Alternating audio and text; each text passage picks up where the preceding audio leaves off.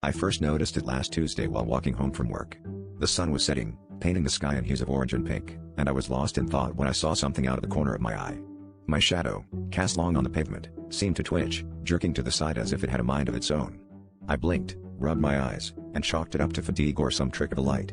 But the unease clung to me, a whisper in the back of my mind warning me that something was awry. A few days later, I was on a crowded subway, the harsh fluorescent lights overhead casting stark shadows on the floor. My shadow, distinct among the mass of others, started to drift, pointing towards an elderly man sitting alone in the corner. He was hunched over, muttering to himself, and as I watched, a shiver ran down my spine.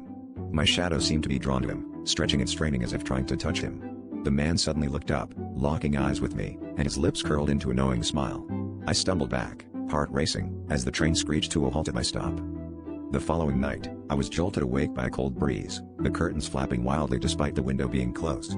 Moonlight spilled into the room, casting shadows that danced eerily on the walls. I dared to glance down and saw my shadow, no longer tethered to my movements, creeping across the floor. It settled in the shape of an arrow, pointing directly at my closet. I knew then that I had to confront whatever force was manipulating my shadow, whatever unseen danger it was trying to warn me about.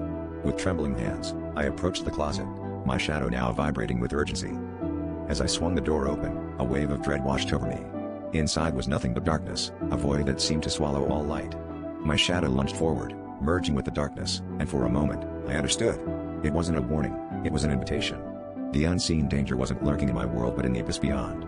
I felt it beckoning me, promising untold secrets and horrors. Just as I was about to step in, a sudden crash from the window pulled me back to reality.